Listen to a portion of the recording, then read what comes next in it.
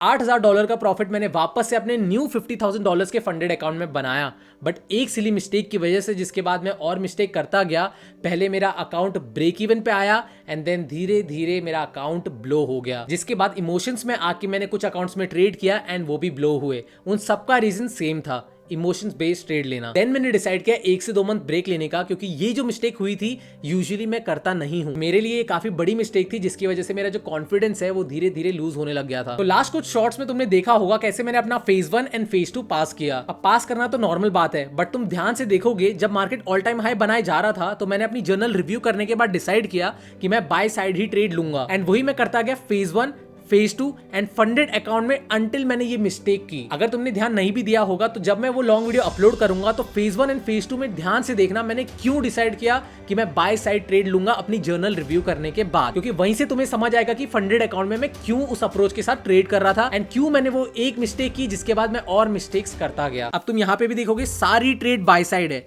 By side by side by side है। ये decision मैंने फेज 1 में ही ले लिया था, इसलिए मेरा फेज 1 भी क्लियर हुआ, फेज 2 भी क्लियर हुआ एंड फंडेड अकाउंट में भी उसी तरीके से प्रॉफिट बन रहा था। अब ये जानना क्यों जरूरी है, क्योंकि जिस रीजन से मेरा फेज 1 पास हुआ है, फेज 2 पास हुआ है एंड फंडेड अकाउंट में इतना प्रॉफिट बना है, तो मुझे वही चीज आगे भी इंप्लीमेंट करनी चाहिए थी। अब तुम्हें यहाँ पे सेल साइड ट्रेड दिखना शुरू हुआ होगा, देन तुम्हें दिखेगा यहाँ पे लॉस $532 का, $626 का, $461 का, एंड इसके बाद मेरी साइकोलॉजी खराब होना शुरू हुई। अब मैं पहले चार्ट में समझा देता हूं कि मैं बाय साइड क्यों ले रहा था। तो जैसे मार्केट ने ऑल टाइम हाई ब्रेक किया, ये मेरा लेवल था, मार्केट यहाँ पे आया, लिक्विडिटी स्वीप की एंड मार्केट यहीं पे होवर कर रहा था। अब मैं यहाँ पे एंटर किया, मेरा एसएल था इस जोन के नीचे एंड मेरा एक बार भी इस ट्रेड में एसएल हिट नहीं हुआ। यहाँ पे मैंने पहली ट्रेड ली पर मैंने डर की वजह से इसको एग्जिट कर दिया, फिर मैंने दूसरी ट्रेड ली, उसको भी सेम रीजन की वजह से एग्जिट कर दिया, थर्ड भी फोर्थ भी सेम रीजन की वजह से एग्जिट कर दिया। बट ये अचानक से डर क्यों आ गया, बट क्यों मैं वापस से वो ट्रेड नहीं ले रहा हूँ, इसका रीजन मैं लॉन्ग वीडियो में डिटेल में समझाऊंगा। मुझे पता था मुझे बीच में ही ब्रेक लेना चाहिए, बट ऑब्वियसली मैंने ब्रेक नहीं लिया एंड उसका कॉन्सिक्वेंस तुम्हें समझ गया होगा। तो इसलिए जब भी तुम कोई बड़ी मिस्टेक करो तो ये ध्यान में रखना कि उसके बाद एक स्मॉल ब्रेक या फिर जितना भी तुम्हें ब्रेक चाहिए वो लेना बहुत जरूरी होता है,